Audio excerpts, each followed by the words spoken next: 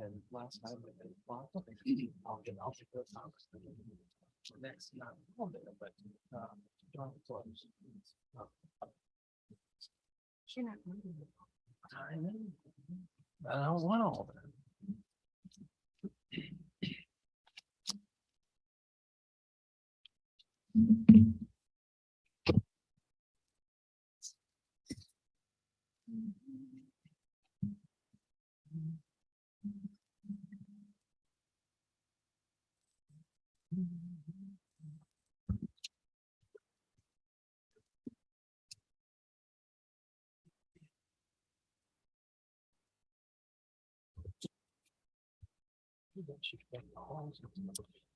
Good evening, ladies and gentlemen. Welcome to the October 20th edition of the Lexington City Council meeting. Glad you all are here, and I'd like to call the meeting to order. First item of business is the Pledge of Allegiance. If you will please stand and join me in the Pledge of Allegiance. Pledge allegiance to the flag of the United States and to the republic for which it stands, one nation under God, indivisible, with liberty and justice for all. Thank you all very much, and welcome to the, I presume, journalism class from Washington and Lee. We'll try and make it entertaining, and if you have questions, all council members and city staff's names and emails and telephone numbers are on the website. So feel free to reach out and find answers to your questions or hang around afterwards, and we can glad to address those with you. The next item on the agenda is consideration of the agenda. It was presented, your packets were delivered earlier, and unless there's any objection, we will approve the agenda as presented. Hearing no objections, we'll move on into proclamations. One of the joys of being mayor is the opportunity to provide proclamations, and have two for the offering this evening. And we'll offer the extra mile first. And this is a proclamation establishing November 1st, 2022 as Extra Mile Day in Lexington, Virginia. Whereas Lexington, Virginia is a community which acknowledges that a special vibrancy exists within the entire community when its individual citizens collectively go the extra mile in personal effort, volunteerism, and service. And whereas Lexington, Virginia is a community which encourages its citizens to maximize their personal contribution to the community by giving of themselves wholeheartedly with the total effort, commitment, and convictions to their individual ambitions, family, friends, and community. Whereas Lexington, Virginia is a community which chooses to shine a light on and celebrate individuals and organizations within its community who go the extra mile in order to make a difference and lift up fellow members of their community. And whereas Lexington, Virginia acknowledges the mission of Extra Mile America to create 550 extra mile cities in America, and is proud to support Extra Mile Day on November 1st, 2022. Now, therefore, on behalf of City Council, we do hereby proclaim November 1st, 2022 to be Extra Mile Day. We encourage each individual in the community to take time on this day to not only go the extra mile in his or her own way, but to also acknowledge all those who are inspirational in their efforts and commitment to make their organizations, families, community, country, and world a better place. And that's adopted this 20th day of October 2022, and encourage you all on November 1st, and for that matter, every day, especially to think about those that support you to help you be successful in everything that you do every day. We had a school board meeting prior to this, and the school board members and the teachers do their part to help us all learn and be better, more productive citizens. The other proclamation is establishing October 27th as Arbor Day in Lexington, Virginia. Whereas in 1872, J. Sterling Morton proposed to the Nebraska Board of Agriculture that a special day be set aside for the planting of trees. And whereas trees can reduce the erosion of our precious topsoil by wind and water, cut heating and cooling costs, moderate the temperature, clean the air, sequester carbon, produce oxygen, and provide habitat for wildlife. And whereas trees planted along streams improve water quality and assist with flood control. And whereas trees are renewable resources giving us paper, wood for our homes, fuel for our fires, and countless other wood products. And whereas trees in our city increase property values, enhance the economic vitality of business areas, and beautify our community. And now, therefore, as the mayor of Lexington in the state of Virginia, I do hereby proclaim Friday, October 27th as Arbor Day in the city of Lexington. And I urge all citizens to join the Arbor Day activities and to support efforts to protect our trees and woodlands. And further, I urge all citizens to plant trees to gladden the heart and promote the well-being of this and future generations. Given under my hand and seal of the city of Lexington this 20th day of October in the year of our Lord 2022. And I know that Celia Rainey, our city arborist, has planting scheduled on October 27th, and I encourage folks to join in that and do your part. As my Gaga would say, hug a tree and enjoy all the things that they provide us. Next item on the agenda are presentations. We first will hear from Central Shenandoah District Report from Laura Lee White, if she is here. And I do not see Laura Lee. We will have a placeholder for her in the event that she arrives here shortly. Next, we'd like to invite Jackie Harris, the Director of Elections, to make a presentation about elected school board. Jackie, welcome. Thank you, Mr. Mayor. I appreciate it. Thank you all for having me here today. I'm really excited to go over this with you. But before I start my presentation, if you'll indulge me, I just want to say thank you to council, Mr. Mayor, Mr. City Manager, and everyone within the city who's been helping our office transition to our new space.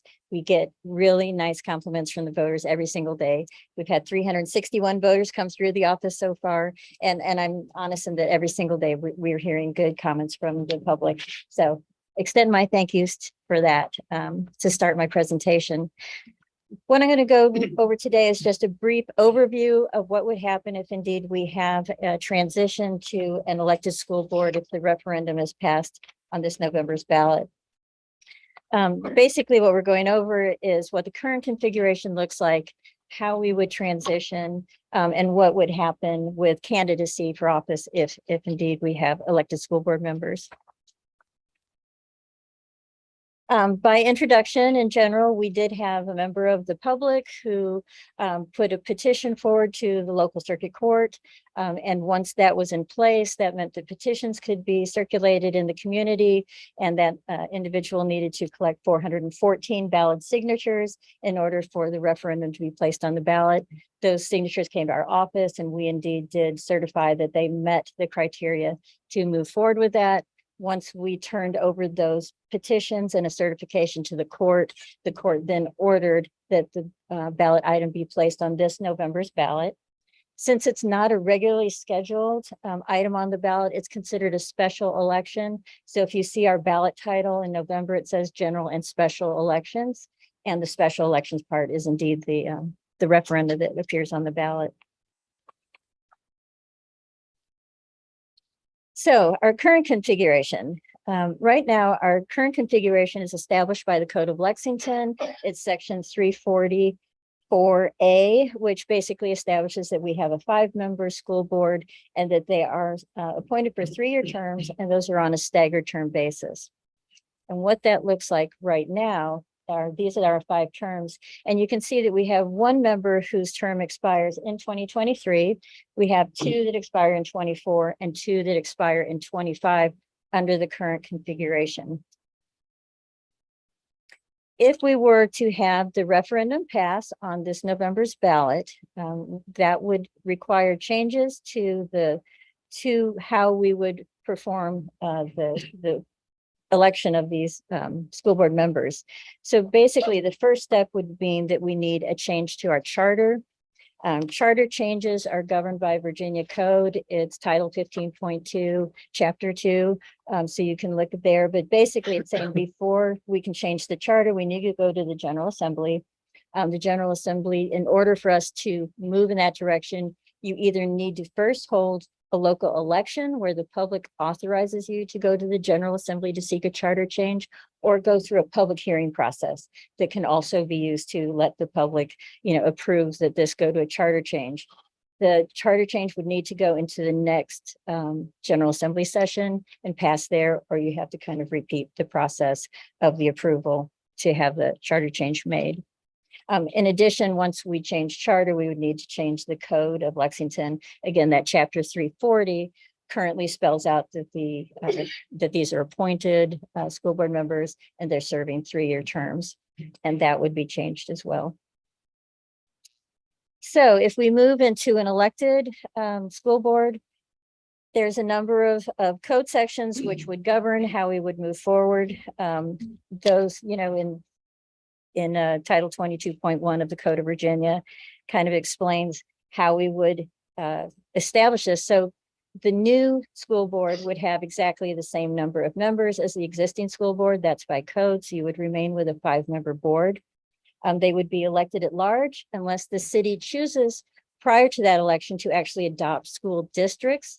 Again, that would be up to the city to make that choice. But if we remained as an at-large, then all members would be elected at large. The term of the school board members would need to change to match the term of the members of city council. So it would move to a 4-year term and would also be on a staggered election basis. And the terms would actually begin on January 1. So the current expiration dates would actually just be adjusted so that the membership would start their terms on January 1.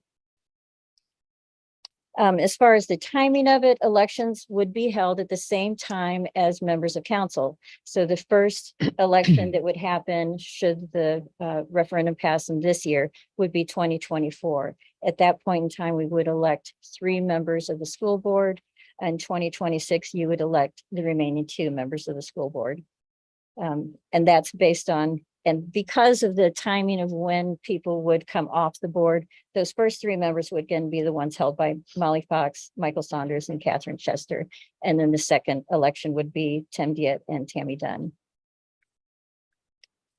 Candidacy. So this changes pretty dramatically for these individuals that want to be on school board rather than an appointment process. They would indeed be candidates for office and follow all the same types of rules and regulations that those of you here already follow. Effectively, they would need to be a qualified voter of the locality, and that's governed by Chapter 22.1 of the Code of Virginia. And if they leave the city, their seat becomes vacant.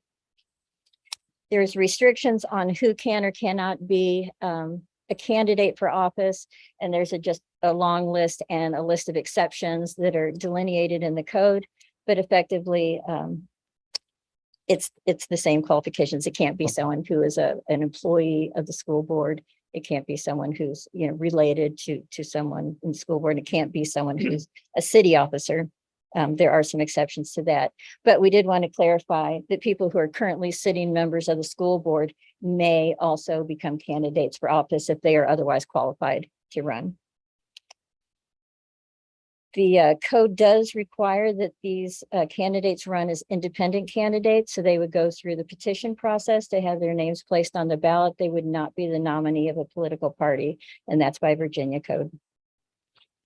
Jackie, would it be the same number of signatures that city council Yes. members, Yes, the 125? signatures, yes. Thank you. You're welcome. There's a number of other code sections which govern candidacy for office. I've listed a number of those there.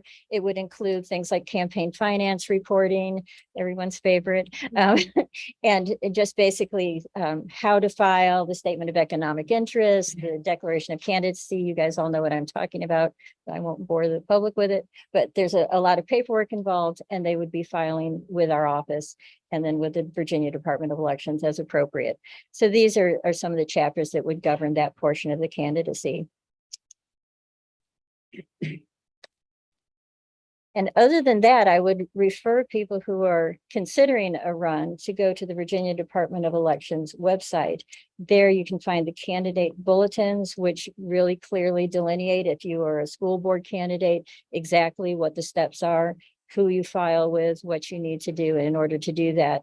And we just think it's good to be educated up front on all those various steps, because as you know, it can be a little complex, especially your first go round in running for office. As I said, this is a really brief overview, so I will leave it there and say thank you. But if you have questions for me, I'd be glad to answer anything that I'm ready to do so.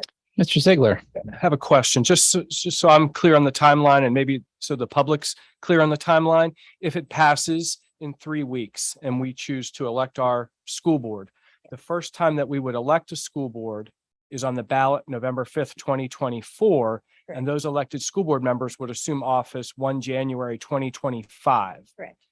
And so in a situation where Dr. Fox, her term is up June 30th, 2023, what would happen at that point?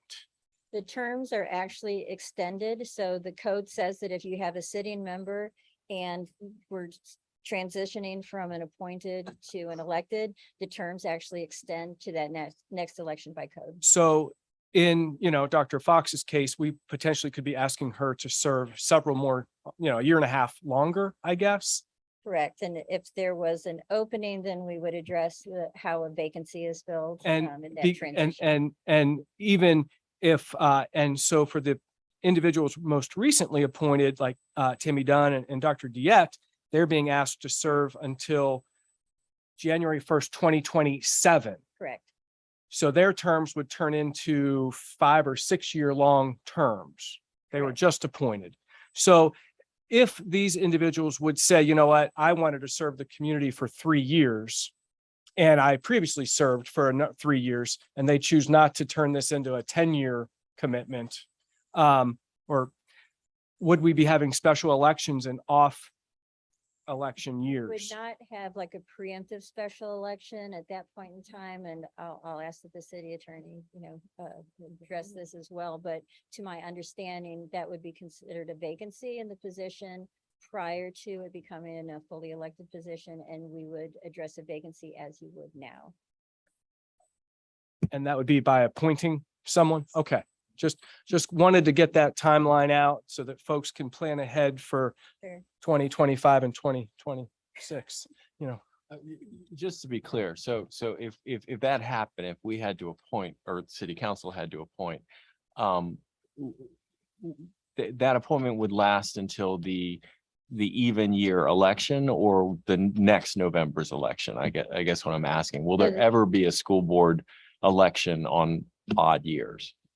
The appointment would extend through the date that that an elected official would be taking office. So it would be extended through December 31 of the year in which the election is held, because January 1 of the next calendar year. So the Okay. 2024 election, December 31 of 2024 would be the end of the term. Okay. January 1, 2025 would be the start of the elected individual's term. Okay, thank you. Welcome.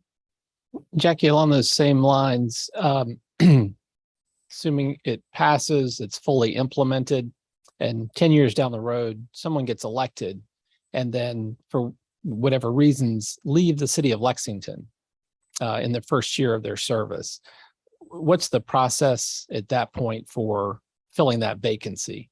It would not be city council appointing, or can you speak to that? I'm not prepared to give you a specific answer on that. Generally speaking, it normally is through an appointment process that you fill a vacancy in a school board, but I'm not sure if that's required by law or if that's just common practice. So I defer on that question. I'd be glad to send you an answer and Yeah, my confer. yeah. I would just say, I would think that would be an appointment pending the special election. Okay, but an appointment by school board, people applying in the school board would appoint Member someone, to- yeah, just like city council does if there's a vacancy. their So own members. this, okay, it would not fall to the city council, but to the elected school board to fill my that understanding. vacancy. Okay, that's what I anticipated. And again, another question. I'm not sure how many freshmen we have in journalism class with us, but if any of them are aspiring school board members, as registered voters in the city of Lexington, they could seek out the petition and place their name on a ballot and potentially serve the city for their duration here. Yeah, absolutely. As long as they're not otherwise ineligible due to relationship to a sitting member or, you know, some other disqualifying factor, then absolutely 100%. Any Very good. registered voter, Very good. qualified registered voter. Yes. Other questions? Yeah, Dennis? can you remind us again how many registered voters we have right now, roughly in the city of Lexington?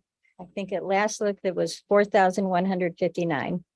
And do you have some idea of how many of that 4,159 are students at Washington Lee and BMI? I don't have that number.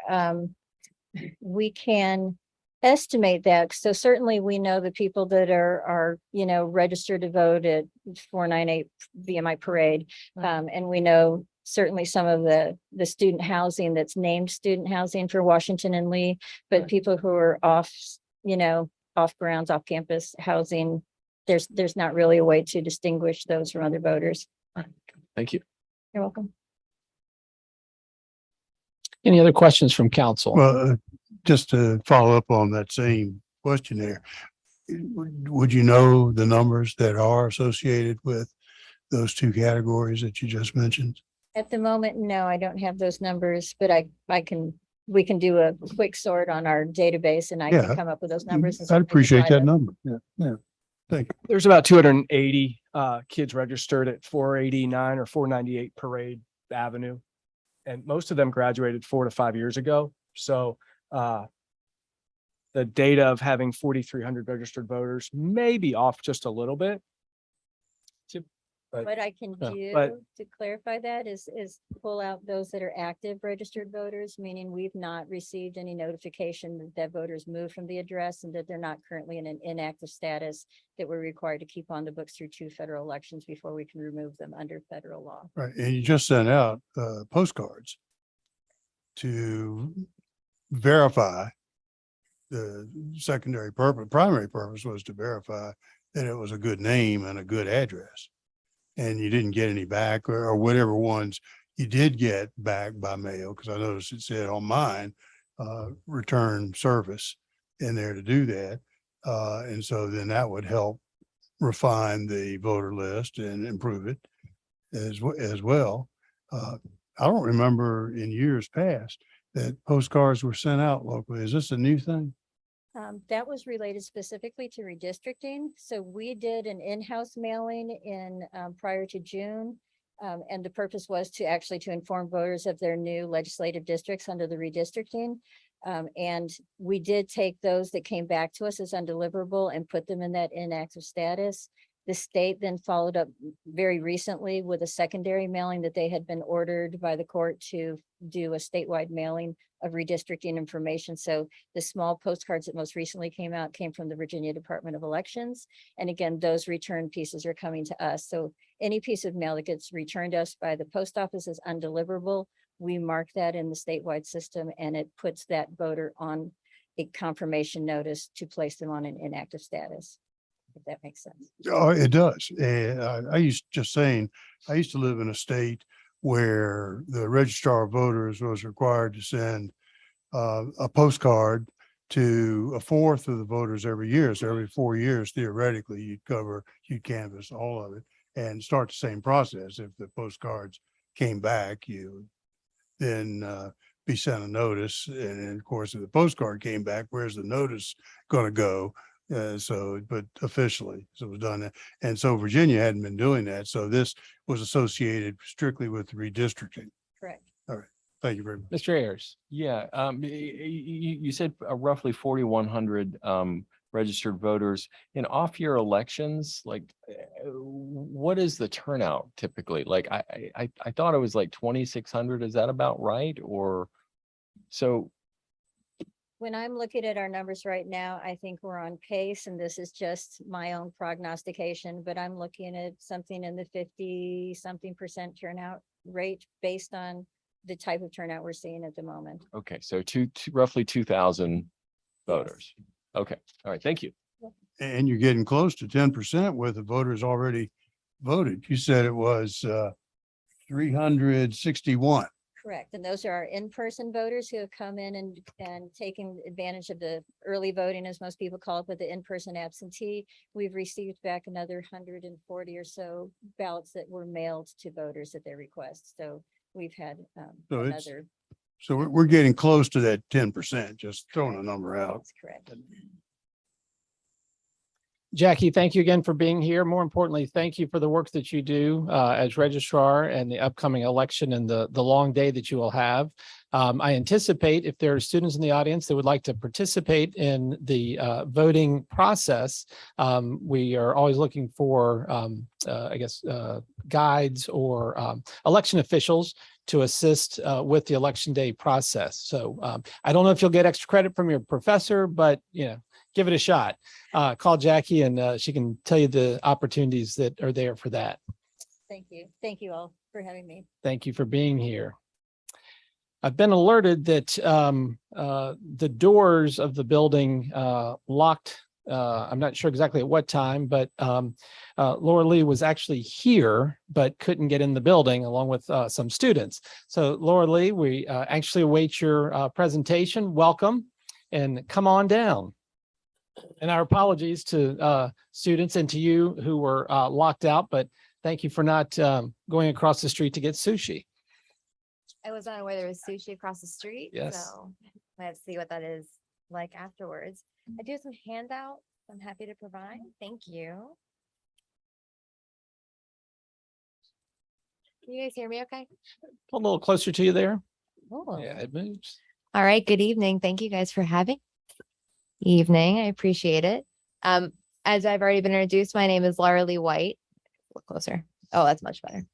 My name is Laura Lee White, and I'm the Population Health Manager for the Central Shenandoah Health District. I'm very happy to be with you this evening.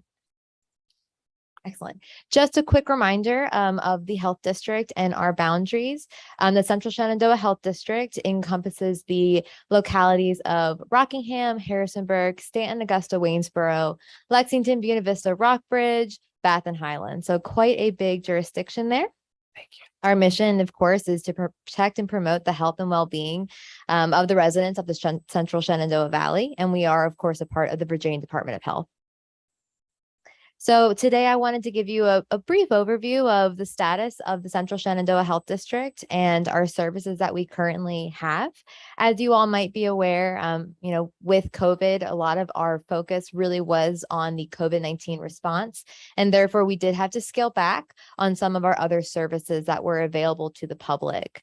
So I am happy to say that we have opened our doors. Of course, they were never fully closed because we were doing COVID response, but we are resuming some normal operations.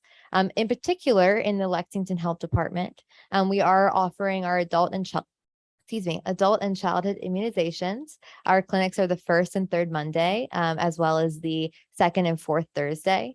Recently, this past quarter, we worked with the school systems to address some child immunization needs and worked with the school system to address any concerns and actually get students who were behind on their immunizations opportunities to actually get vaccinated at the health department. So we're really grateful for that opportunity to work with the school system, and we definitely plan on continuing to do so. We also are holding 2 October flu immunization clinics, one on October 14th and then one on October 28th. If you have not received your flu shot, we are recommending that individuals get their flu shot. That goes for the students in the back as well. Especially with this upcoming flu season, we are expecting it to be a little bit more severe in the past. And also for our pediatric populations, we are strongly recommending flu immunizations for those who are eligible. And of course, something that I don't think the community always knows about, but we are also a part and mandated to provide long-term services and supports screenings as requested by DSS. So this is really helping our elderly population get access to some services that are needed. Moving on to environmental health, we all eat at restaurants. So we definitely continue to provide support for our food and tourist establishments and inspections. There was obviously some delay during COVID just due to priorities in the COVID response, but we are continuing to provide that support for our community's food and tourist establishments. We're continuing to offer the well and septic inspections and applications, and you can go to the Lexington Health Department to provide your application for any well and septic or to talk to our environmental health specialist. And we are also processing our vital records, requests and processing. So this includes marriage, death, divorce certificates, as well as birth certificates. We actually do have an online portal that is run by the state, but we have found that individuals do actually like coming into the office or talking to a local representative to receive those services. And then our WIC program, our Women, Infant, and Children program, which is our nutrition supplementation program, continued all throughout COVID. Actually, was very busy during COVID, and they may remain being very busy. The doors essentially the doors are closed to clinics, but we're still operating over the phone with our patients. And we are hoping, pending USDA regulations, to be opening our doors fully in spring of 2023. But again, we are still operating over the phone. All nutrition counseling services and breastfeeding counseling services are happening over the phone with our clients. I also am excited to provide some information about our community outreach efforts, and that is what my team does at the Population Health Department. We have, since March of 2022, we have hosted 12 Rapid Revive training sessions in Lexington, Rockbridge, and Buena Vista. For those of you who do not know what Rapid Revive is, that is our layperson training for the administration of naloxone, which would help an opioid overdose in its tracks. And the result of that would be 69 persons within Lexington, Rockbridge, and Buena Vista who have received this layperson training, and 75 doses of naloxone, also known as Narcan, administered across the Lexington, Rockbridge, and Buena Vista area. And we work very closely with the Community Services Board to be able to provide that needed service. Laura Lee, with, Yes, sir. with those numbers, is that does that include fire and EMS professionals, or is that separate? Fantastic question. So we would be focusing on individuals who would be using this Narcan off duty. Now, there might be somebody who could come to our training who's a part of fire and EMS, who would receive the Narcan for off-duty use. We would not be collecting that data. Fire and EMS actually can receive Narcan doses separately, and they don't have to necessarily always go through their local health department. Thank you. We were actually able to do a phenomenal pilot program with, I believe it was Rockbridge High School, and we actually were able to provide the service to, I think it was graduating seniors. So exciting for that. In addition, just to go back to COVID real quick, in 2021, we were able to provide over 100 clinics in the Lexington, Rockbridge, and Buena Vista area to the community members. So this is not clinics that are in the Lexington Health Department. These are clinics that are at the Palmer Community Center. These are clinics that are at Fire and EMS. These are clinics at the schools. And we're really proud of that number. That's a lot of time and staff hours and boots on the ground work there to be able to actually do those 100+ clinics. And in 2022, we were able to so far conduct 35 clinics. And of course, that difference there is going to be staffing shortages. I also wanted to share some tools that we have if you are not available already. We do have a public Rapid Revive request form. So if there is a community member or a community organization that would like to receive Rapid Revive training and actually access Narcan for free, we have a survey that can be utilized by the public. It's on our website, it's on our newsletter, it's on our Facebook page. You can access it on those handouts I gave you, and we find it to be quite popular. In addition, we have a very active Facebook page, and we provide a lot of information on there about upcoming events, as well as public health topics. We also have our website and a public email, cshdinfo@vdh.virginia.gov. And we have one weekly and one monthly newsletters. The weekly wellness newsletter might be what those might remember as the COVID newsletter. We have actually transitioned that into more of a holistic wellness, but we do include COVID-19 information as well. And then lastly, our COVID-19 hotline. So we are still operating our COVID-19 hotline. It operates Monday through Friday, 8 to 4:30. The number is 855-949-8378. And 25% of our calls that we've received since we reestablished the hotline, I believe it started in March, are from residents in Lexington, Rockbridge, and Buena Vista. And most of the calls are individuals who need assistance with scheduling their COVID-19 vaccine. That's all I have for right now. I'm happy to take questions. Terrific. Members of council have questions. Mr. Alligood. two questions. One, the COVID numbers, are the COVID numbers trending up, staying static, or what? Great question. So currently Rockbridge County is considered to be in a low COVID community level, and that's going to be looking at case numbers, hospitalization rates, and the access to hospital beds. So we're at a low right now.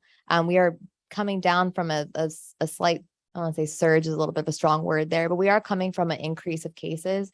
Currently we are where we were around April of this year. We're not sure if we're going to see a surge in the winter time. I think it's important for us to keep an eye on the numbers, obviously engage in mitigation efforts as you see fit, and definitely get your COVID-19 bivalent booster if you haven't already. And thank you. And the other question has to do with the WIC program. Yes, sir. Concerning in particular the nutrition services. There was news not that long ago about the shortage of infant formula. Yes, sir. And so how did that affect this WIC program that you're leading?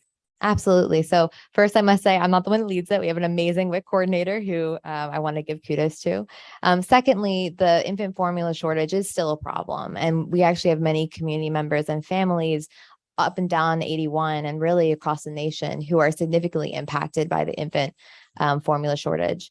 The WIC does not offer formula. We don't give it to community members. So our WIC team is still hard at work working with our patients and our clients to make sure that they understand how to navigate the recall and how to access formulas. It's not as bad as it was, but it's still something that's a significant challenge for many families. So in particular, if we're talking about nutrition services and we don't provide formula, the WIC program, what do we provide? That's a fantastic question. So we offer vouchers so that individuals can access healthy foods and nutritional foods for their family. In addition, the nutrition counseling is also helping a family figure out what's the best way to have a nutritious meal and how to find that in the grocery store, as well as many other peer counseling efforts. With infant formula, WIC has no WIC program in the nation offers infant formula, but we do offer the vouchers to help purchase. Thanks. Of course. Ms. Alexander. Yes, you mentioned vital records processing. Yes. What does happen on a local level for processing vital records? That's a fantastic question. I'll answer as I'm able to. So if you came to the local health department or you called your local health department, we would be the ones who'd be able to put in your processing application. You would actually, if you came to your local health department, if you had to pay for the vital record, you would be paying your local health department. And then we would be providing you with the record after a certain amount of time, I believe, for processing. Again, that's going to include birth, death, marriage, and divorce certificates. I'm happy to provide more information upon further reflection on our website, but I would probably need to defer to that. So does the DMV still provide birth certificates? I'm not sure about that. I'm happy to look into it and let you know. Thank you. Did you say the DMV? DMV. Okay. Mhm. Yeah. Interesting. Mr. Smith. Curious, what's the shelf life of Narcan's effectiveness? Great question. Effectiveness? Well, I'm not effectiveness. Shelf life? What's the shelf life of Narcan? Great question. I think the first thing we want to remember is that even expired Narcan is effective. So if a community member sees someone who has an opioid overdose and they have expired Narcan on them and nothing else, we encourage them to use it always. The shelf life, I would probably have to look into it. I think it's going to depend on the different brands. So Narcan's the brand, naloxone is the drug. I have to look into that. But when we provide Narcan to our community members, from my understanding, it's usually 1 year to 3 years. That's my concern is you're issuing Narcan to citizens who want to be on board if there's a problem, but then if the Narcan they have isn't effective anymore, then how are you addressing replacing the Narcan to the folks that are? Sure. So when we provide the Narcan kit, we actually say, if your Narcan's expired, you can come back to the health department and we'll offer it to you for free. We don't ask any questions. We in regards to why they're coming back to get the Narcan.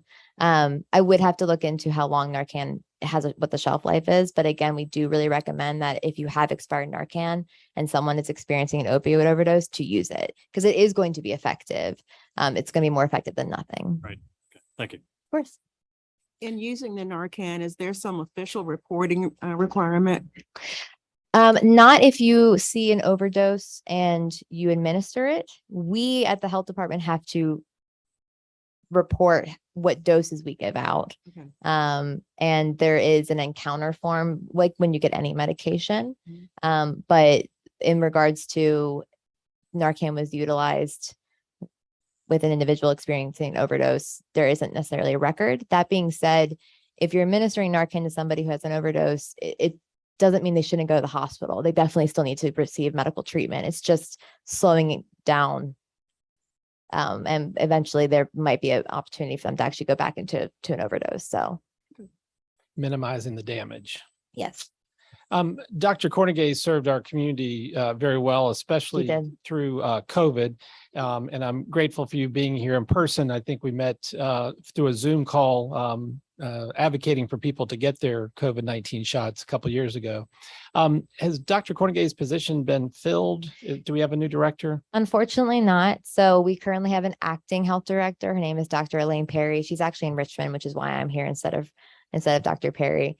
I believe that the position actually closed on October 15. And so we hope to see, have those candidates cycle through the HR process for the Virginia Department of Health and for the Commonwealth of Virginia.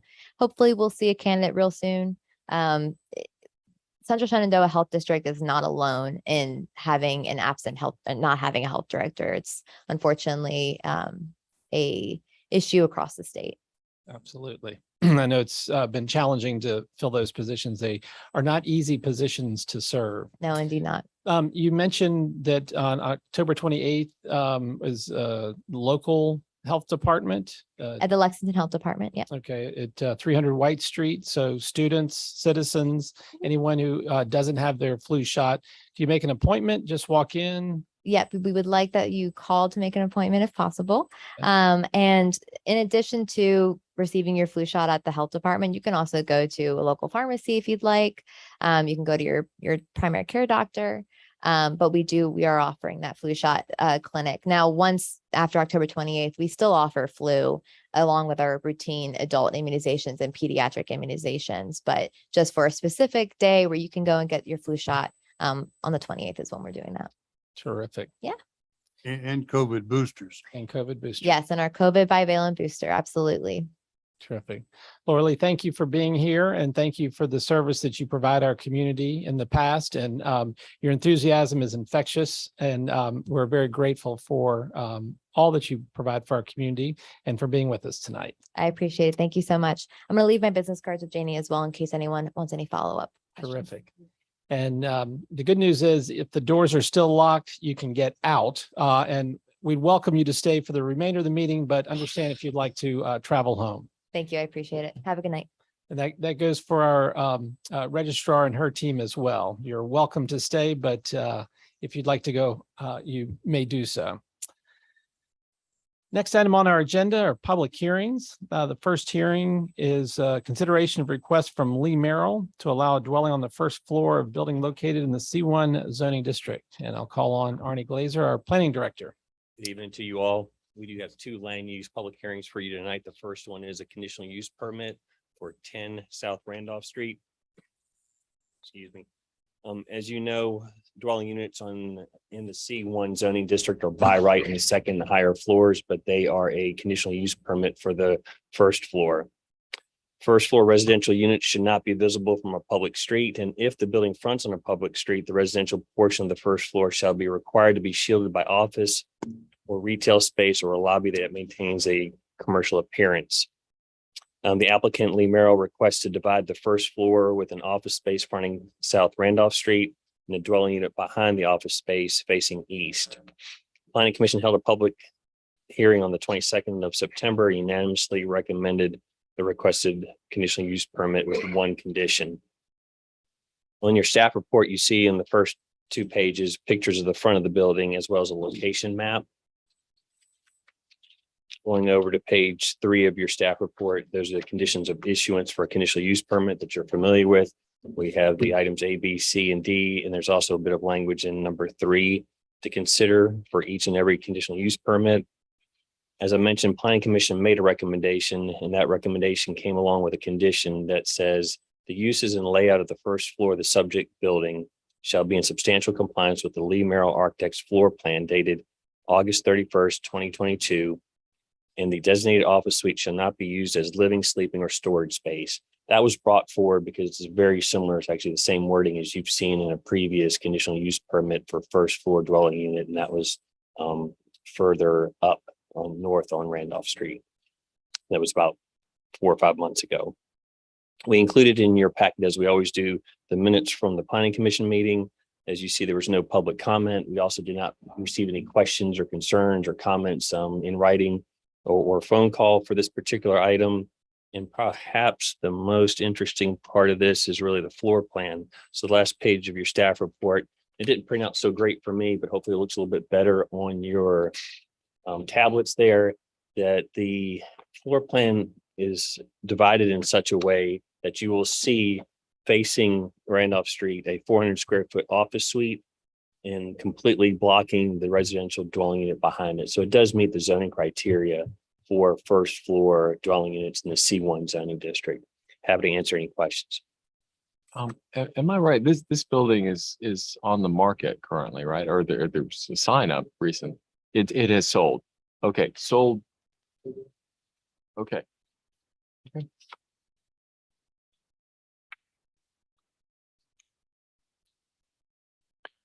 Arnie, just if you could speak briefly to the uses in the front. I see the 400 square foot suite is detailed there. Obviously, office space is anticipated, but could be used for retail, could be used for a donut shop, could be used for any number of commercial functions. Is that That is right? correct.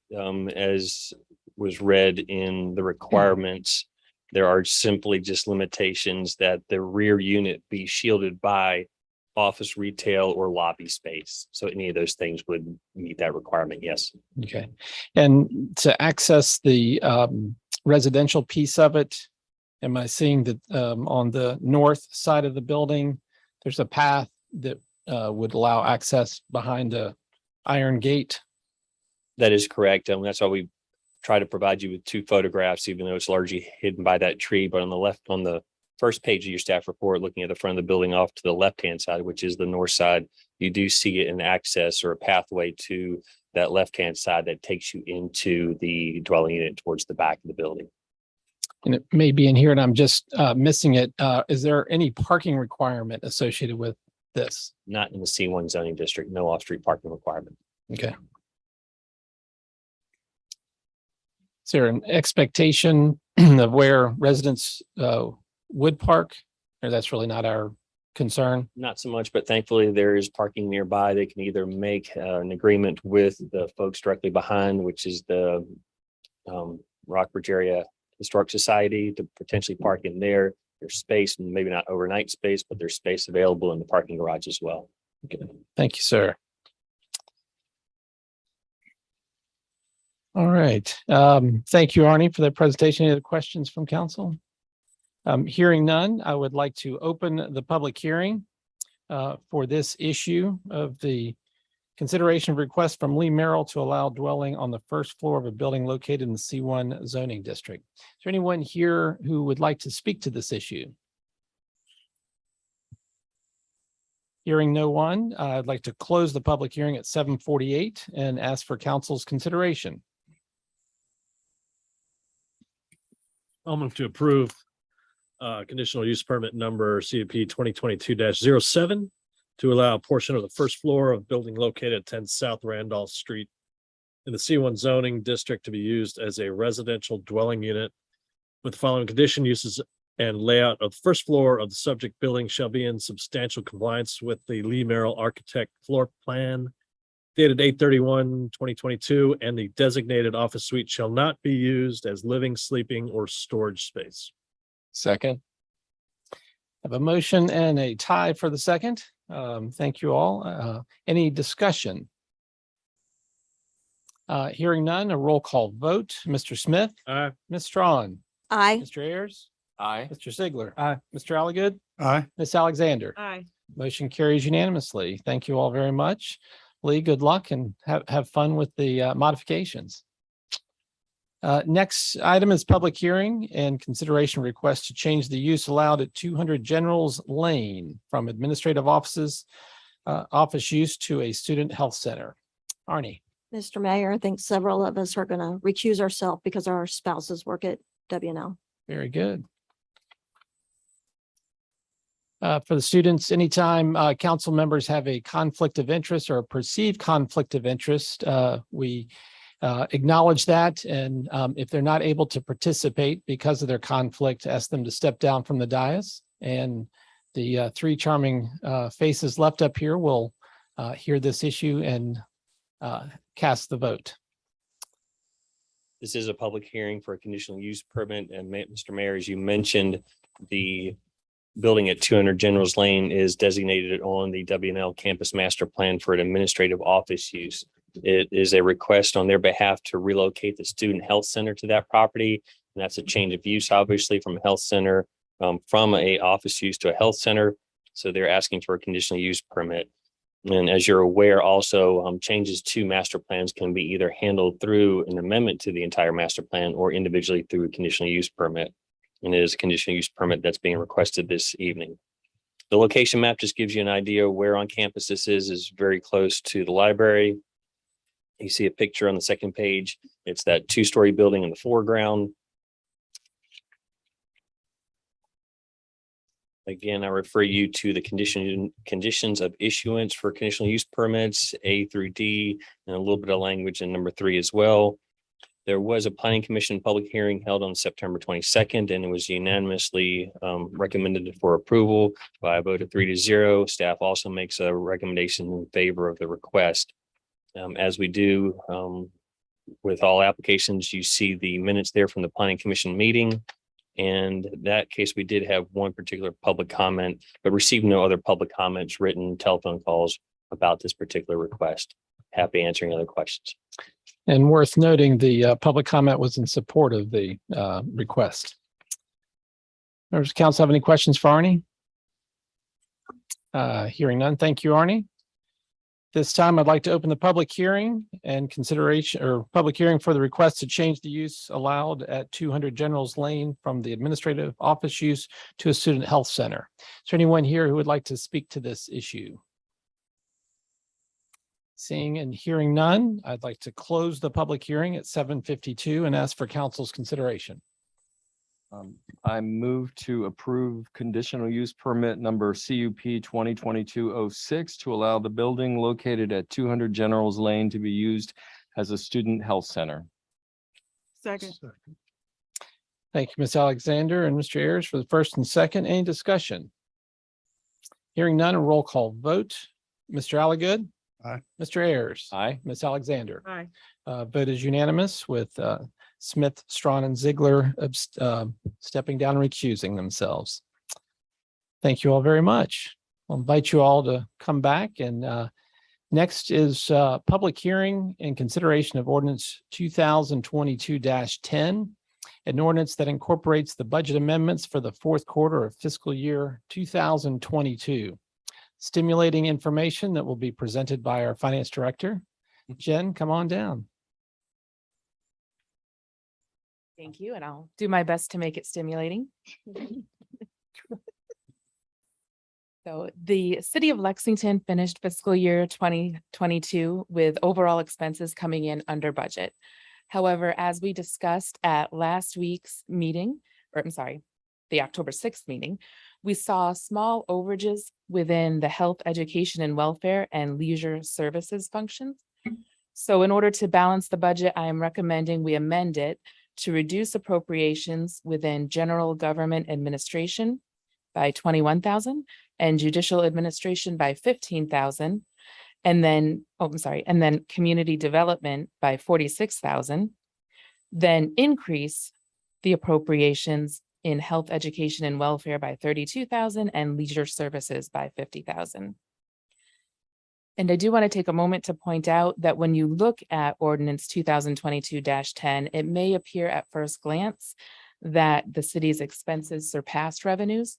But I just want to remind everybody that these are showing the budgeted amounts. And so it's not reflecting that for FY22, expenses came in under budget and were actually $20,511,102.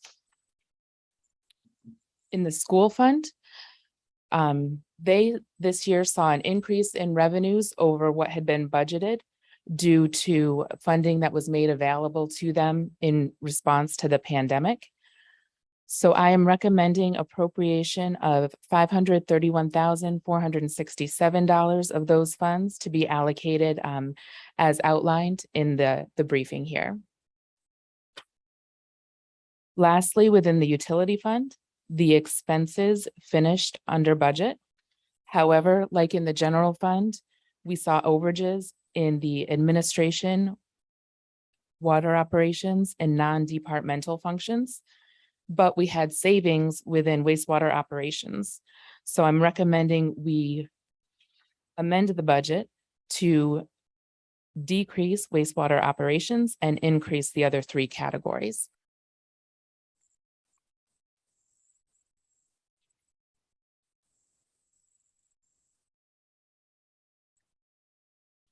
Very good. Members of council have any questions for the finance director? Hearing none. Thank you, Jen. At this time, I would like to open the public hearing and consideration of ordinance 2022-10 for the budget amendments just outlined for the city. Is there anyone who would like to speak to this issue? Hearing the drone of the HVAC system, I would like to close the public hearing at 7:56 and ask for council's consideration. I make a motion that we adopt ordinance 2022-10 to incorporate the budget amendments for the fourth quarter of FY22. Second. I have a motion, a second, any discussion? Hearing none, Mr. Alligood. Aye. Mr. Smith. Aye. Mr. Ayers. Aye. Mr. Ziegler. Aye. Ms. Strong. Aye. Ms. Alexander. Aye. The motion carries unanimously. Thank you all very much. Spoke to the school system, and I'd like to open the public hearing in consideration of ordinance 2022-11. Ordinance incorporating the budget amendments for the school board fiscal year 2023. Did you hit those? No, this is Oh, different. sorry. Thank you. Go ahead. Go right ahead. Okay, as we met earlier tonight with the school board, we heard the superintendent tell us that this year, the school lunch program would not be offering free lunch to all students this year. Also, after the FY23 budget was passed, they received updates on additional funding that they would receive from the Commonwealth. And in adjusting for the school lunch program and having to charge, they are also going to see an increase in charges for services. Overall, though, their budget revenues are expected to decrease by $78,345. And so in order to keep their budget balanced, we would like to amend the revenue lines as outlined here in the briefing, and then also adjust the appropriations to make up for the loss of the $78,000. So I recommend that council votes to adopt ordinance 2022-11. Thank you, ma'am. Sorry about jumping the gun on you. I'd like to open the public hearing regarding ordinance 2022-11. Is there anyone who would like to speak to this budget request and recommendation on the school board? Hearing none, I will close the public hearing at 7:58 and ask for council's consideration. I make a motion that we adopt ordinance 2022-11 or incorporating the school's budget amendments for FY 2023. Second. I have a motion, a second, any discussion? And looking at the school budget and the pending information relative to elected versus appointed school boards, it may be incumbent upon council to look at the compensation that the school board currently receives and making some adjustments, just a recommendation or concept while we're talking school board and money, but something to think about. A roll call vote, Mr. Smith. Aye. Mr. Ziegler. Aye. Mr. Alligood. Aye. Mr. Ayers. Aye. Ms. Strawn. Aye. Ms. Alexander. Aye. Motion carries unanimously. Thank you all very much. Next item on the agenda is consideration of the minutes from October 6th, our work session and regular meeting. Those were presented to you in your packet. Unless there's an objection, we will accept those as presented with appreciation to Janie for getting those turned around and accurate. Thank you. Next item on the agenda is citizens' remarks and comments. And this is the time that we love to hear from our friends and neighbors. Invite anyone that would like to speak. Did anyone sign up? Don't think we have anyone signed up. Is there anyone who would like to speak to council this evening? Thoughts, desires, dreams? Students can speak too. Hearing none, we will close the citizens' remarks and comments and move to unfinished business.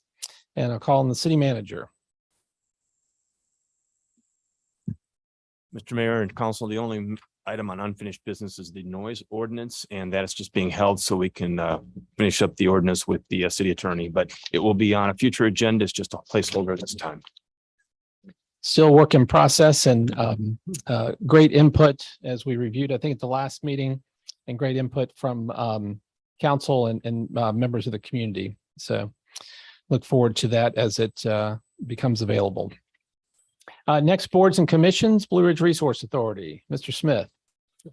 I was absent from that meeting. However, I'll share some items from the director's report. I think I shared this with you last time. The fluff layer, which is mostly carpeting that goes on top of the liner of the new cell, has been put in place, which helps prevent any puncturing of the liner, which is something we don't want from regular construction and demo solid waste that goes into the landfill. Our leachate treatment is fortunately down as a result of the lack of rain we're having. Also, we approved some bonuses, part-time and full-time, for the workers at the landfill as a result of their stepping up and dealing with what they've had to deal with over the last couple of years with COVID. And sort of a personal note, Director Bob Wells, who died unexpectedly, I had the pleasure of sitting next to during our meetings. His spirit and attitude was always positive. He was always sharing stories about his enjoyment of hanging out with his chickens and his cows up in off Big River Road up in northern Rockbridge County. And it was a pleasure to serve with him, and I'll miss him. So that's my report. Any questions? Hearing no questions, add to your report the reminder and appreciation to the landfill.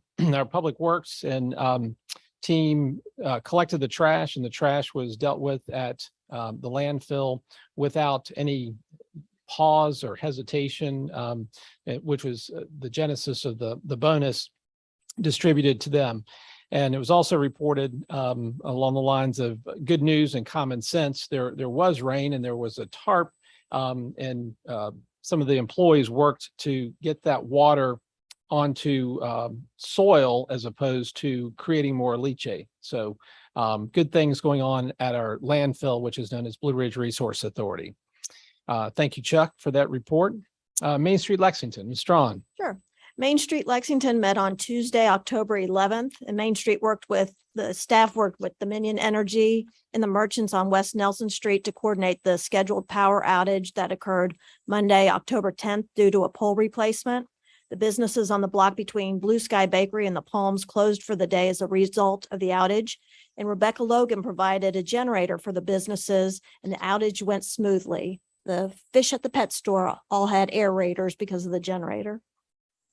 And check out the downtown storefronts. Merchants have been invited to join in a scarecrow decorating contest for their business, and judging by the Main Street Board will take place tomorrow.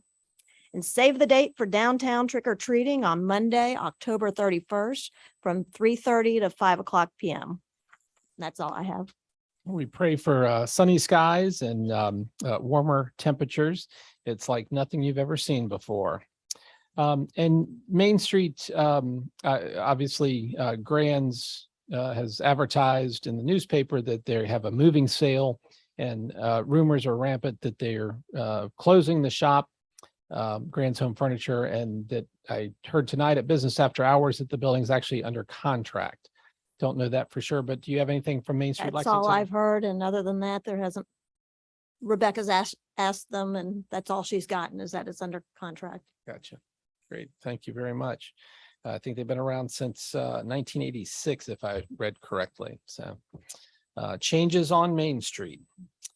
Planning Commission, Ms. Strawn. Sure. Planning Commission met on Thursday, October 13th, and we reviewed boundary line adjustments for two properties adjacent to Oak Grove Cemetery at 14 and 16 Houston Street. Portions of each parcel will be sold to the city to expand the cemetery, and we unanimously approved the applications. And this will come before council at our next meeting. We continued the public hearing on the planned development mixed use, and the ordinance was approved, and this will come before council in November as well.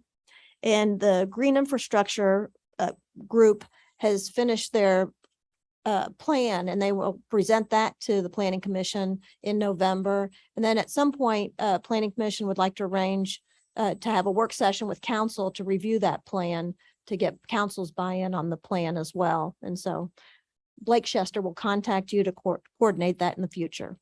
Very good. Possible that that could be part of our January scheduled Yeah. work session. That timing perhaps. would work out well. Yeah. Excellent. Any questions for Ms. Strawn on the Planning Commission?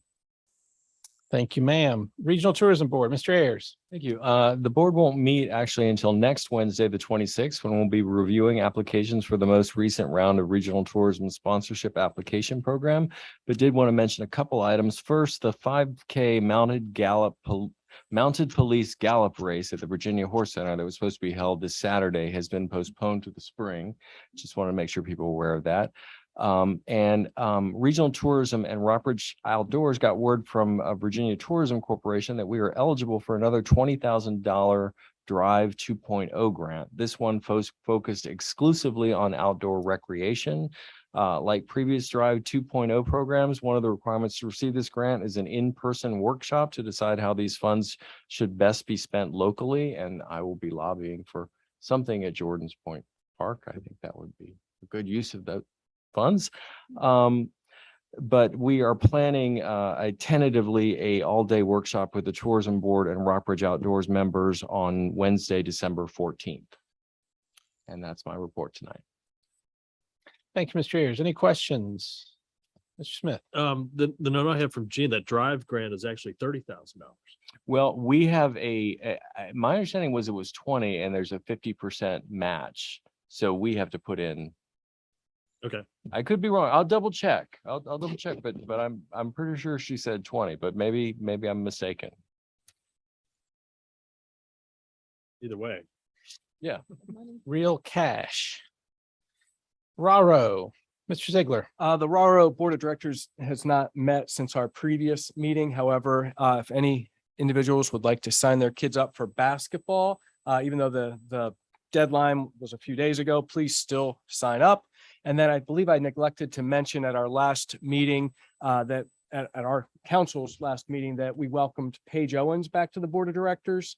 And then that we also appointed Joey Jones to, I believe, his 5th consecutive year as chairperson. And I think it's my 7th year as vice chair. I just can't get over that hump, I guess. But that concludes my report. Joey's a big guy. And for the benefit of students, the Rockbridge Area Recreational Organization is primarily volunteer. And so if you have a passion for children and for sports and would like to coach a team, always looking for dedicated, committed folks to come and work with the youth on sporting skills and life skills. So an opportunity for you here in the community. Next threshold, Ms. Alexander. No report. They have not met since our last meeting. Thank you, ma'am. Maury Service Authority, Mr. Alligood. Thank you, Mr. Mayor. The next meeting of the Maury Service Authority, MSA, is set for this coming Tuesday in this room at 5 o'clock. All are welcome. The MSA had a meeting last night, joint meeting with the Rockbridge County Board of Supervisors and the Lexington City Council, along with the MSA, to talk about the plans for modernizing the water treatment plant. The consultant engineers presented their proposals that in part came to roughly $11 million out of at least 20 million for modernizing the water, and mentioned that we had, as MSA, received $3 million from the state. It's not clear what the interest rate's going to be, if at all. It could be a very low interest rate, but it's not a grant. It's money to be repaid in some form in there. And we're waiting for the report next on the wastewater treatment plant, which the preliminary estimates have been floating around in the vicinity of $40 million to modernize that. And so when you couple the 20 with the 40, years ago, there was a Senator Dirksen in Congress, and, you know, $1 billion there and $1 billion there. Pretty soon we're talking about real money. Well, for the city of Lexington and Rockbridge County, these tens of millions, we're talking about real money here as well. And we haven't taken any contractors' bids yet. And so we really don't know what the final cost is going to be, but rest assured, it's expensive. End of report. Thank you, Mr. Alligood. Any questions for Mr. Alligood? Hearing none, we'll move into the mayor's report. Briefly, I have 3 items. Generally, just for information, number 1, 406 South Main Street is owned by Margaret Howard and is known as the Booty Deaver House. And she has submitted to Department of Historic Resources for historic designation. It's an extensive package, which I'm glad to share. Arnie and Jim received it as well. But exciting to see another home in Lexington, and the information on it and the research that she's done. It's a beautiful home, but I just wanted to make you aware of that, which I think improves the standing in Lexington and also Main Street. In November, or we have some outstanding appointments that have not been made, and I'll be bringing some of those. And my ambition is to begin, for transparency purposes, have those as part of the agenda, if at all possible. I think we've got Cemetery Advisory Board and Planning Commission in particular, some applications that haven't been addressed yet. So we do have applicants for those, and I'll look forward to bringing those forward in November. And lastly, I've asked the city manager to work on locating a date in January, which of course will be after the election, for city council to have a retreat and talk about goals and aspirations for the coming 2 years.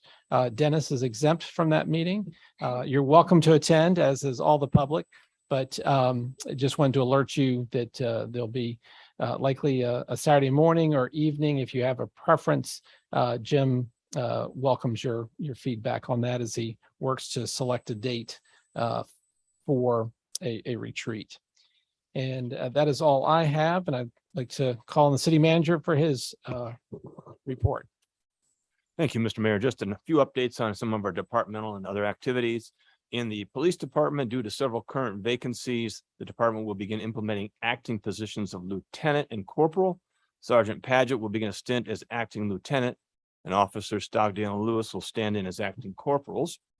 Active shooter training in City Hall concluded on the 11th. There were 2 sessions in City Hall. Participating agencies included VMI Police, Carillion Hospital, the Lexington Fire Department, and the WNL Public Safety. Buddy and Jasper, the future mounted unit rides, were moved to their new quarters in the Horse Center. So they're becoming comfortable there before they begin their duties. The Office on Youth has 22 youth from the city families in the after-school program currently for this semester. And in coordination with Campus Kitchen, meals are provided on Monday, Wednesday, and Friday. Washington Lee students are working as mentors and with the children on arts and craft activities. 8 students are participating in a project that studies poverty and injustice through photography. They're given digital cameras so they can take photographs, and they get to keep the cameras after the class is finished. This is also offered by Washington Lee as an inclusion and community design activity approved by the Washington Lee Institutional Review Board. Under the RARO activities, one thing not mentioned is based on a citizen request, I spoke with RARO Director Chad Coffey about dual purposing the basketball court at Brubaker as a pickleball court. Chad said it was possible to use the court for pickleball and basketball. RARO will stripe the court for 3 pickleball courts and sign the court for first come, first served court for either basketball or pickleball. RARO will not offer programs on the court this fall, but may offer organized pickleball programs on these courts next spring. Chief Dickerson, who's with us tonight, has a significant amount of activities that his department were involved in over the last week and a half or two. And so I will take some time on his behalf. The radiator in engine 93 failed for a second time in the last several months. Not good news, obviously.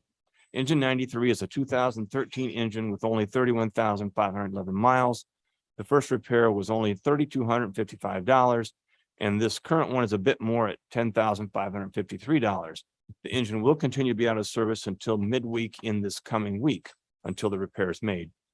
Firefighter medics James Schindler and Ray Owens were trained in the tactical emergency casualty care, which supplements active assailant activities which have been ongoing. The department performed a public educational event at Central Elementary School and Magnolia Daycare in conjunction with Fire Prevention Week. And another chapter in Weird Rescues occurred this past week. B Shift was called to a farm outside the city to rescue a calf that fell into a sinkhole and became trapped in a small cavern approximately 20 feet below the surface.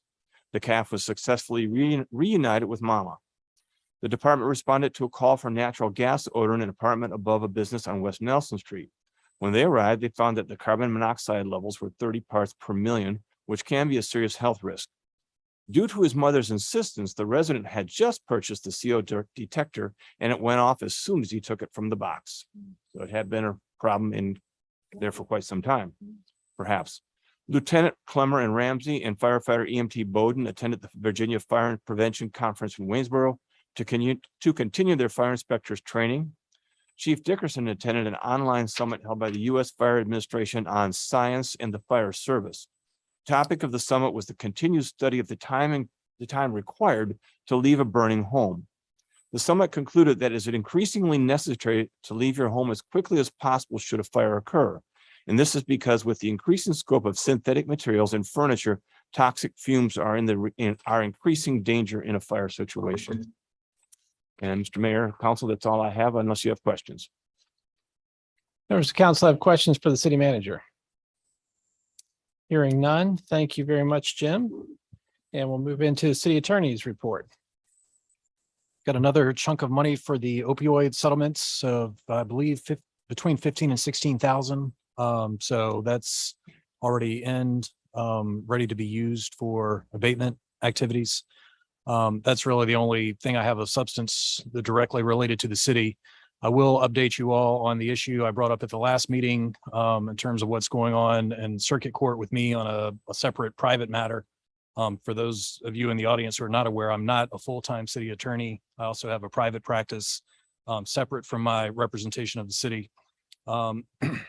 The appellate process is working its way through the courts. I have been denied a writ from the Court of Appeals, so now I'm appealing that to the Supreme Court. The Court of Appeals didn't really rule substantively on the issues. They just said procedurally, we're not going to handle it now, but go through the typical appellate process, which isn't surprising. Today, there was a hearing on revoking my privileges to practice in the Rockbridge County Circuit Court. Ostensibly, the judge has the authority to do that to protect the public. And after an abbreviated hearing that was cut off soon after I attempted to get into the substance of the issue, Judge Russell found that I was, or revoked my privilege to appear in circuit court. So he is protecting the public, even though I am actively asking for him to show what authority he has acted under, and sort of evaluate the behavior of the other members of the bar involved. Practically speaking, for the city, what that means is essentially nothing at this point. We have nothing pending before the circuit court. Ideally, it will stay that way even without this issue. Generally, the municipalities try to stay out of circuit court. So as of now, I don't see any, the ruling today was very limited, and its restrictions, the restrictions it places upon me. I'm able to represent any client physically in Rockbridge County. That's not the issue. It's appearing specifically in circuit court. So I'm going to be able to keep a majority of my clients. I will have to give some of them up, but all of the municipalities and the jail commission, those types of entities, I'm still planning to represent, as including the city, planning to represent as long as they will have me, as long as you will have me. And that's all I have. Very good. Thank you. Any questions for the city attorney? Very good. Next item on the agenda is new business, consideration of resolution 2022-07, the resolution to adopt the 2022 emergency operations plan. Here to read it to us tonight is Chief Dickerson. Yeah, right. 241 pages. Lee, really stay. You'll love it. Welcome, Chief. While you're getting your glasses prepared there, I'll just echo for students and all of us, if you don't have smoke detectors and radon detectors and carbon monoxide detectors in your home, please do so. It is a matter of life and death. And anybody in the city who doesn't have a smoke detector, call the fire station, schedule an appointment. The American Red Cross partners with us and they provide them free, and we will come install them for free. Terrific. I'm before you again, as I was 4 years ago, asking for your approval of the emergency operations plan that has been updated. This is a requirement from the Commonwealth of Virginia. It has to be updated every 4 years and approved by the locality. Since 2010, Lexington, Buena Vista, and Rockbridge County have operated under one regional emergency operations plan. We thought that was smart to do then. The COVID pandemic proved that out, because those emergency management teams and the health department and many other partners worked hand in hand cooperatively to accomplish thousands of tests and tens of thousands of vaccinations over the course of the pandemic, especially during the peak. There's no substantial major changes to the emergency operations plan. This time around, we did that in 2018 with a grant from VDEM and partnered with the Central Shenandoah Planning District and reformatted it. This was really more of a updating the contacts and, the people that change, the phone numbers, the emails, some of that kind of stuff. An example of this is we've always had a handshake deal with RARA that they would, and that has now been typed into ESF 6, which is the mass care, housing, and human resources. Our local food pantry is willing and able to partner with us to help feed residents if we had to open a shelter, as an example. And now I'm open for any questions. If you make me reference the document, Janie has to put it up on the screen, and we have to go through every page to make sure I get the right. Thank you, Chief. Members of council have any questions? I just express our appreciation as leaders of the community, and on behalf of all the community, thank you for your service and your team who put this together.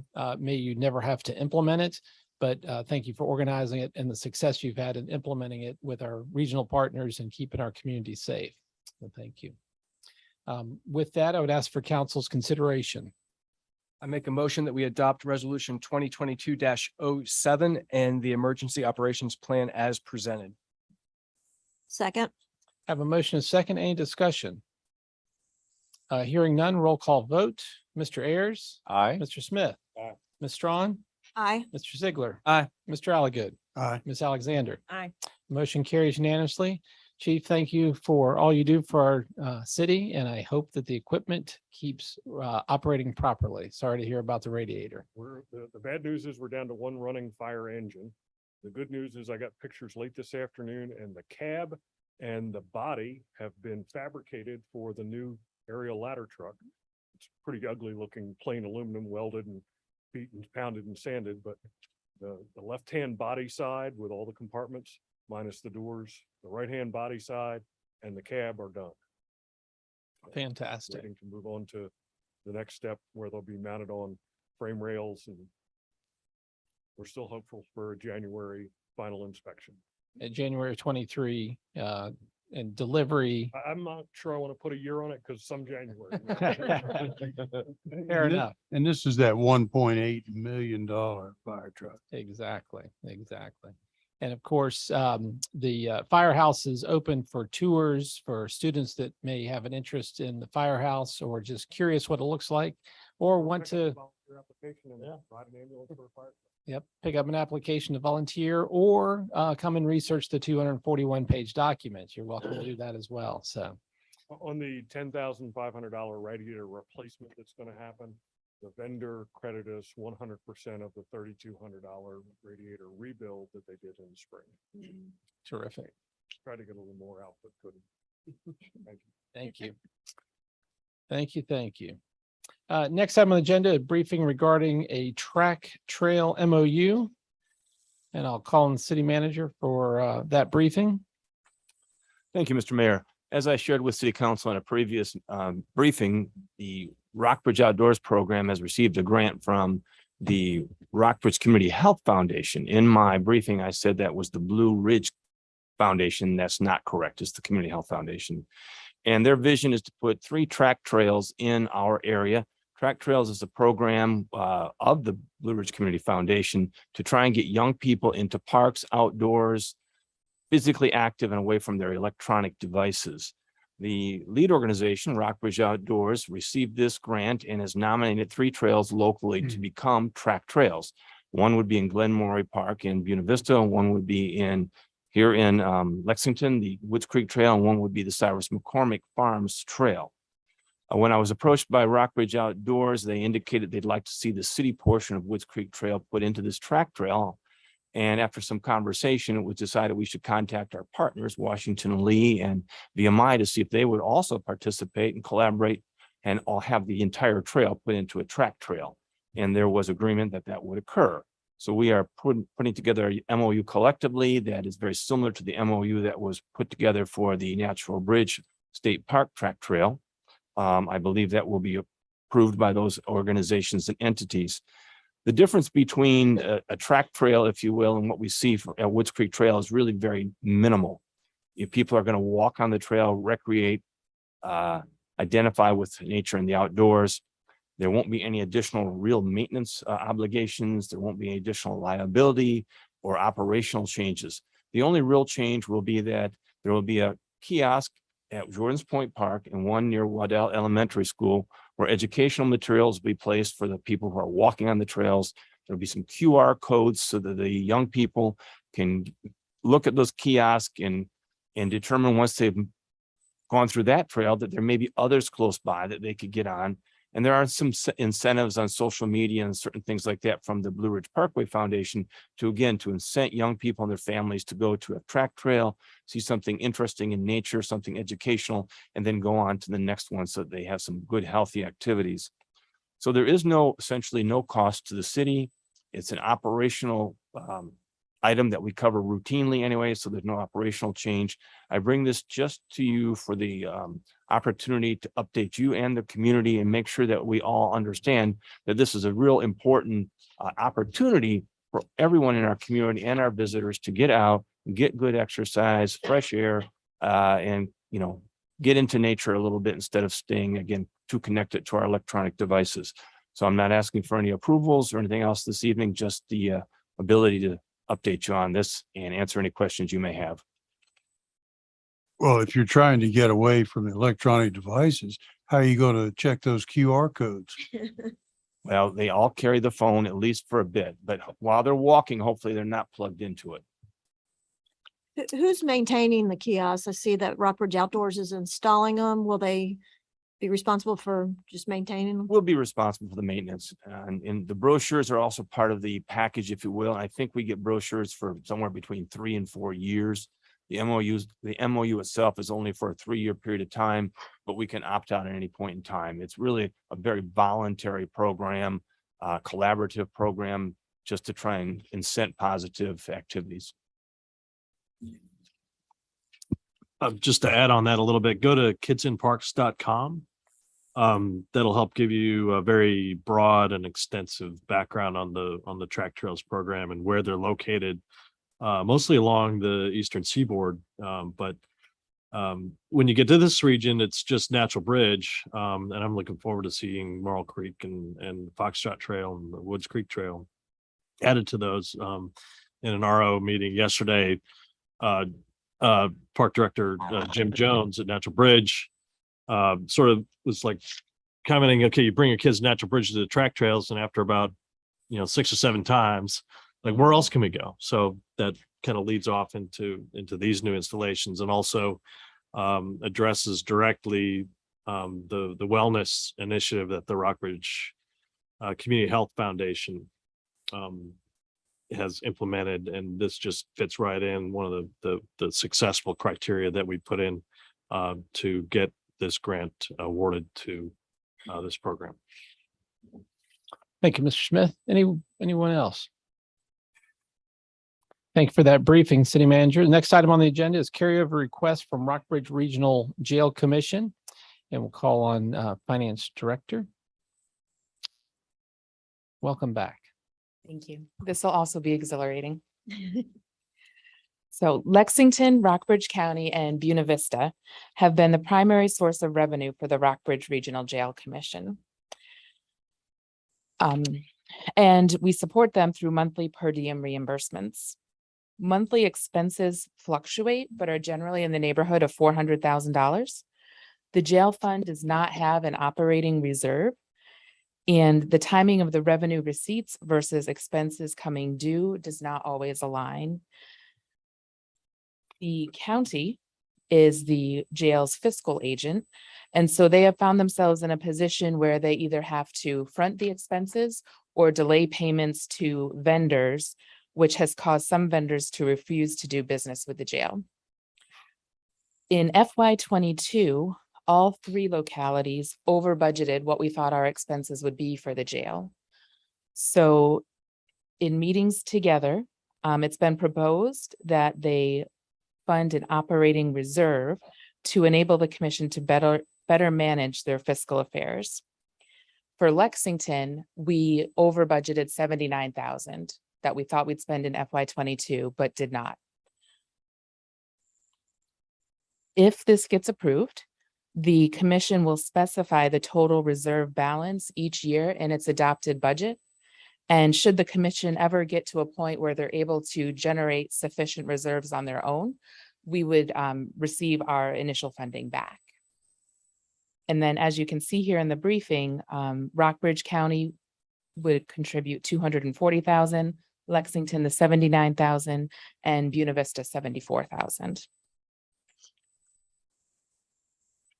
You'll also see that in general, we often over budget what we expect to spend in the jail. And I just pulled up the past 5 years so you can get a picture of what we've adopted and versus what we actually end up spending. So staff and the city manager recommend council approve the MOU establishing the operating reserve and authorize the city manager to execute that agreement. Thank you, ma'am. Members of council have any questions for the Finance Director? Mr. Alligood. So the operating reserve is to take care of monthly expenses. Correct. And again, this is somewhat seed money. Everybody would get theirs back if whatever circumstance in the future. So hopefully there'll be a footnote on the financials of the jail commission and not relying on memories. Yes. And I think in the agreement, they did specifically state that they would let us know each year. Terrific. Questions? No. If no other questions, I'd ask for council's consideration. I move to approve the MOU establishing the operating reserve for the jail commission and authorize the city manager to execute the MOU. Second. Have a motion, a second. Any further discussion? Hearing none, ask for a roll call vote. Mr. Smith? Aye. Mr. Alligood? Aye. Mr. Ayers? Aye. Mr. Ziegler? Aye. Ms. Strong? Aye. Ms. Alexander? Aye. Motion carries unanimously. Thank you very much for that exhilarating report. Next item is a recommendation to approve the purchase of property. and call on the city manager to introduce this topic. Thank you, Mr. Mayor. At our most recent meeting, I brought to you a recommendation and an opportunity to purchase some property adjacent to Oak Grove Cemetery. And believe it or not, I'm back with a similar opportunity at Evergreen Cemetery. Some time ago, I began a conversation with Mr. John Knox, who owns 140 Evergreen Street, about purchasing property, some property that he owned adjacent to Evergreen Cemetery. He was agreeable to that, and we had a conversation about how much property might be available, what the terms of that purchase might be, and had come to a substantial agreement as to what could be purchased by the city. Some weeks thereafter, he notified me that he would consider selling the entire property, which is 2 acres and his home, for $240,000. Of course, this is a quite substantial amount of money, a substantial purchase in our cemeteries, but these properties really don't come up for purchase very often. In fact, adjacent to the Evergreen Cemetery, you have the county school, this property, and a couple of homes. And that's about it. So there's really no opportunity to really purchase much there other than this property. I was just speaking with our cemetery supervisor yesterday at the ribbon cutting at Evergreen Cemetery for the new entrance. And he said that we only have 18 lots for sale yet at Evergreen Cemetery. Now, luckily, we only sell somewhere between 5 and 6 lots a year for both cemeteries. But nonetheless, we have very few available there. So this is an opportunity to acquire property, make a substantial expansion to the cemetery. We would have to, of course, amend the budget, get this money from the general fund, because we did not budget this kind of funding for the cemetery. However, I would recommend that when the opportunity arises, we go ahead and sell the house. We could probably get several $100,000 for the house alone at this point in time, and we don't need to hold on to a house. There will be a lot of maintenance required, whether it's mowing the yard, HVAC systems, doors and windows, roofs, etc. I don't know that it's in bad condition, but in fact, I know it's not in bad condition. We'll have an inspection. It's not in bad condition, but it still requires maintenance, and we have a lot of other needs. So I think we can probably reduce that cost of purchase by selling the house at some point in the future. So anyway, my recommendation would be to proceed and to buy this, to authorize me to go ahead and sign the documents. The city attorney with Mr. Knox's attorney are putting together a purchase agreement. There are no agreements in place at this point in time, but we are in agreement as to the terms. I don't know if the city attorney would like to offer any more insight on this, but we're all set to go if city council is all set to go. And it's a unique opportunity that I don't believe will arise very often if we were not to take advantage of it tonight. So that's my recommendation to you, and I will answer any questions you might have. Very good. I'd ask for council's consideration. One or two circumstances related to this.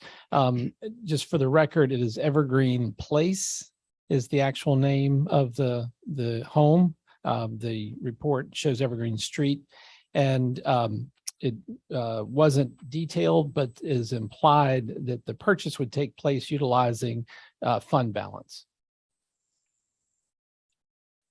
Correct. Yes. And so Mr. Knox is ready to sell immediately then? Imminently. Yeah. Okay. He's ready to enter into a contract imminently. He wants closing at this point a couple months out. Is he still in the home? I believe so. I think that's part of the issue on the timing. He drove past our ribbon cutting yesterday before most people arrived, about 3:15. Yeah. So he's still occupying the home. Mr. Mayor, if I may, one thing I did not indicate was that the Cemetery Advisory Board, along with city staff, should this purchase go through, would be tasked with looking at how this property could be utilized, for a cemetery expansion. And given the extent of the property, I would not personally recommend, but it'll be up to others to decide, that we put it all in reserve for cemetery at this point. Again, we don't need that many lots. We could use a substantial portion of the property for open space, green space, passive recreation like walking trails, reflection gardens, things that could that would have some synergy with the cemetery itself, but would not be part of the cemetery immediately. If it's needed for cemetery space 2 decades from now, then that city council can decide, and that cemetery advisory board can decide how best to use it based on the needs of our society for burials and interments 20 years from now. Approve that city council authorize the city manager to execute all documents necessary to finalize the purchase of 140 Evergreen Place for the price of $240,000, specifically for the purpose of adding the majority of the property to Evergreen Cemetery. Second. Have a motion and a second. Any discussion with council? I just want to thank Mr. Knox for this opportunity. He was very helpful in changing the name of New Market Place to Evergreen Place. And this is quite a legacy he's leaving. So I appreciate that. Thank you, Dennis. It's a wonderful thing he's doing. Indeed. It's a wonderful thing we're doing. Hearing no other comments, ask for a roll call vote. Mr. Smith. Aye. Ms. Strawn. Aye. Mr. Ayers. Aye. Mr. Ziegler. Aye. Mr. Alligood. Aye. Ms. Alexander. Aye. Motion carries unanimously. Thank you for bringing that forward. And please pass along council's appreciation to Mr. Knox for his kindness and thoughtfulness in the process. I'm not aware of any by the ways or other circumstances. So therefore, I will just implore that everyone think about Arbor Day and Extra Mile Day, and take some time again to express some appreciation for all those people that go the extra mile. And I'll express my personal appreciation to Joseph Haney and to Doug Harwood for their efforts in covering our meetings and spending every first and third Thursdays with us and reporting to our community what we do and don't do. So with that, we will stand adjourned and hope everyone has a great evening and that you all get A's.